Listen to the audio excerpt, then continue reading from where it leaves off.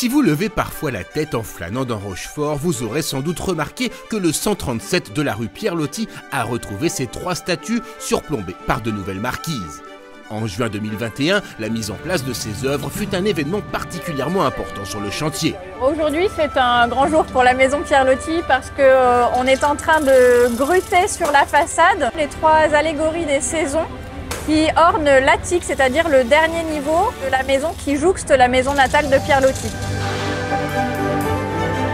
Là, il faudrait qu'il rentre un petit peu de main. L'un des points les plus complexes de cette opération de levage, c'est que les statues sont dotées d'un goujon, la tige que l'on voit dépasser du socle, et la grue doit déposer la statue dans un trou qui fait lui-même 3 cm de diamètre, et donc on est sur une opération qui se joue vraiment au millimètre près. Ces statues sont cependant des répliques, les originales étant bien trop abîmées pour être restaurées, elles savourent dorénavant une retraite bien méritée aux réserves de la ville de Rochefort. Ces copies n'en sont pas moins des œuvres d'art pour lesquelles un soin tout particulier fut apporté dès leur conception. Tout a été fait dans les opérations de moulage pour que les tirages des statues soient monolithes. J'avais souhaité qu'il n'y ait pas différents morceaux qui soient ensuite raboutés, notamment les bras. Vous voyez que c'est des statues qui ont des membres saillants. Donc effectivement aujourd'hui l'enjeu c'est que ça reste monolithe jusqu'au bout.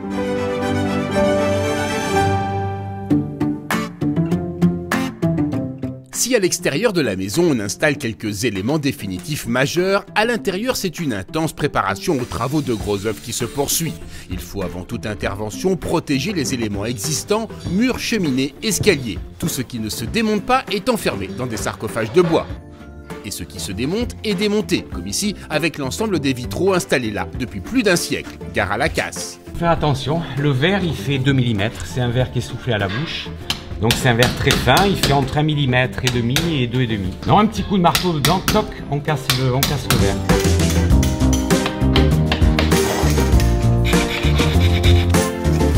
Là sont quand même des vitraux qui sont assez récents, hein. Ils ont 100 ans. Hein. Ça reste souple, c'est rigide et souple à la fois.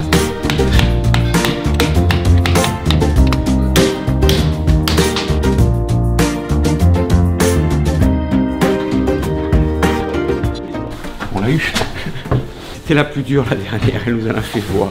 Elle était très rouillée. On s'est un peu embêté parce que tout ce qui est serrurerie étant très rouillé, il a fallu percer, enlever toutes ces vis à bois qui sont indévissables, donc il a fallu les percer pour enlever la tête. Et l'idée c'est de ne pas casser les carreaux. Il faut taper quand même, vous avez vu, voilà, on tape, on met des petits coups secs comme ça. Suite au prochain épisode, c'est-à-dire la restauration des vitraux en atelier. Les vitraux en sécurité, une importante partie de gros œuvres va se poursuivre. C'est Pascal, directeur du patrimoine bâti de la ville de Rochefort, qui nous en dresse les grandes lignes. Nous nous trouvons dans l'accueil de la maison Pierre-Loti, l'ancien et le futur accueil de la maison Pierre-Loti. On a refait complètement le plancher pour essayer d'optimiser la hauteur sous plafond et pouvoir passer les réseaux tels qu'on l'a conçu. Nous arrivons dans le salon rouge, là je me retrouve dans le corridor. En fait on est au-dessus d'une cave et donc il y aura un plancher qui sera refait à cet endroit-là, après avoir repris les fondations en sous-œuvre comme on va le voir plus loin. Nous arrivons dans la pagode japonaise, qui n'a plus grand-chose de japonais. En reprise en sous-œuvre, en fait on va avoir bien sûr une reprise sous les murs, mais aussi on va avoir ici une galerie technique qui va nous permettre de passer des gaines de ventilation et des canalisations de fluides. Donc ici on arrive dans une enfilade de pièces de la salle à manger et de la cuisine. Là l'objectif c'est de redescendre tous les murs sur le bon sol. Aujourd'hui les murs sont fondés sur de la glaise et donc pas considérés comme un sol correct. Donc il faut redescendre sur un sol qui est un peu plus dur. Là il y a un double effet, c'est non seulement de soutenir la maison, mais aussi de maintenir un espace, puisque après ce sera des murs d'enceinte d'un local technique. Et pour ce faire, il va falloir décaisser l'ancienne cuisine de 3,50 m. Un travail colossal dans un espace réduit et sans accès. Alors, comme à la maison, pour aspirer la poussière, on va utiliser ici une aspiratrice, mais géante, pour avaler les tonnes de terre.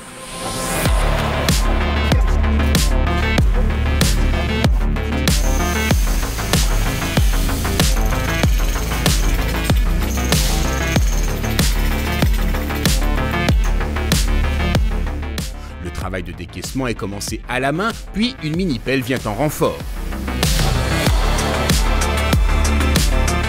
Lorsque l'aspiratrice est absente, le travail se poursuit au moyen de convoyeurs motorisés. fois une partie du terrassement effectuée, des fondations en béton sont coulées, l'ensemble se faisant en alternance afin de ne pas fragiliser la structure de la maison.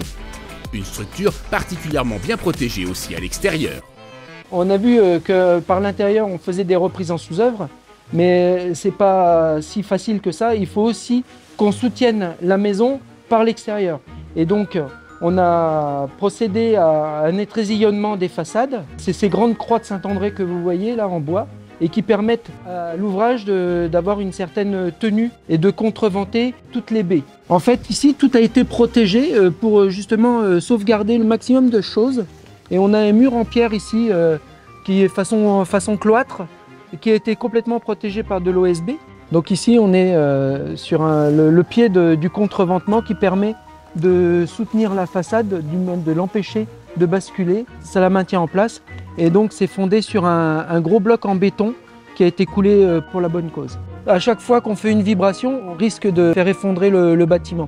Donc c'est la raison pour laquelle il faut absolument conforter l'ouvrage par l'extérieur pour pouvoir travailler en sécurité à l'intérieur. Donc on voit bien ici que même à l'intérieur, on a fait un confortement des ouvertures et on voit bien toute la triangulation qui a été faite pour rigidifier l'ensemble du cadre.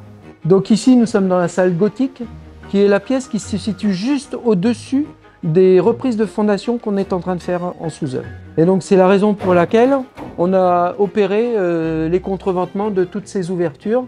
Et donc au préalable, on a dû enlever les vitraux pour pouvoir les restaurer et éviter aussi qu'ils soient détériorés si jamais on avait une déformation du bâtiment. À l'issue de ces opérations, un local technique sera mis en place en sous-sol. La pagode japonaise sera bien sûr restituée à son emplacement d'origine.